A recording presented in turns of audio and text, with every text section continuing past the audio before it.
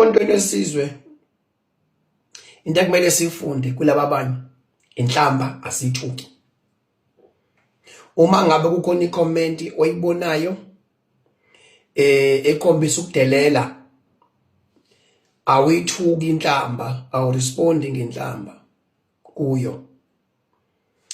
La emkhontweni wesizwe mangabe kukhona umuntu obona ukuthi ukhuluma into mhlambe ekucikayo, uyabona ukuthi into ezoresponda ngayo mhlamba izoba yinhle kahle, enza sure ukuthi uyayidlula lonto leyo, awuphenduli yadlula kuyo. Umkhonto wesizwe wakhiwe ama-province ahlukene, izilwimi ezihlukahlukene, ama-tribe ahlukahlukene. Uma ngabe kukhona umuntu olapha ya kwi-ANC ongenzi kahle, omzondayo, mhlambe ungumZulu, mhlambe ungumXhosa, mhlambe unguMpedi, mhlambe ungumNdebele, mhlambe ungumTswana, uyabona once wathi umuzama ukum-attack-a wayisuthi sidlala lamaXhosa lawa, noma sidlala lamaZulu lawa, noma sidlala lamaPedi lawa. Lolo gama lelo alihle kahle ngoba usuke wena u-attack-a lo muntu loyo, yabona? Kodwa manje usuthinta amaZulu, usuthinta amaXhosa, usuthinta abaTswana, usuthinta abaPedi. Uthini ngalaba abamaZulu, abamaXhosa, bamaTswana, bamaPedi, bomkhonto wesizwe? So siqaphele kakhulu into esikhulumayo ukuthi ingagcini limaza abantu abaningi kanti ukukhuluma nomuntu oyedwa. Angeke ngenze futhi enye example. Ngithaba umkhonto wesizwe labe ngikhuluma nabo. Ma-MK amahle. Olimini lwethu ayikiphume lento yamakwerekwere. Igama elithi kwerekwere ake liphume olimini lwethu. Ngoba ngesikhathi uthi hey la makwerekwere lawo, yabona? Uthini ngomuntu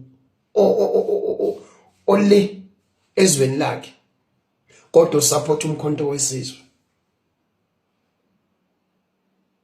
Amlimazi lo muntu. Uthini ngalo muntu lo olapha ya ezweni lakhe kodwa supportani umkhonto wesizwe? Sibona ubaba uNcamalala e-invite eGhana, okukhombisayo ukuthi iqembu lomkhonto wesizwe bayalibona eGhana, bayalibona eGhana.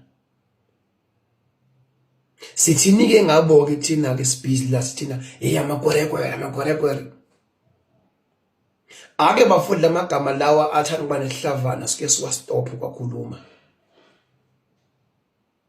Ngoba umkhonto wesizwe owabantu bonke ngane zakwethu.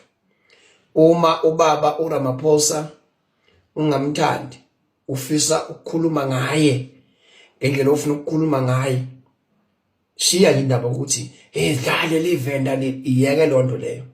Phuma nje kuyo. Phuma nje lonto leyo. Khuluma, dila naye, khuluma naye, ungafaki itribe kuyo ukuthi uluphi uhlanga. Ngoba sinama MK ethu esinawo. Sinama MK ethu esinawo. Lapha ya eLimpopo. Yabona? Ake sibe nerespect ma MK abahle. Inhlamba nje asiyixuba mfowethu. Ake sifunde ukuthi mawu-addressa into, khuluma kahle uzozwakala kahle. Khuluma nje kahle uzozwakala kahle. Ungazange uchuke inhlamba. Usama MK amahle ukuthi ngifuna ukuthi nibe abantu abayitaringi. Abafuna ukuthi ibona nje kumele bathuka inhlamba nje. Yabona? No ngane zakwethu. No bafowethu. Lene bhek ma MK amahle. I-advice yakho manje le kuma MK nje amahle. Inhlamba siyithuki emkhondweni. Ngikutshela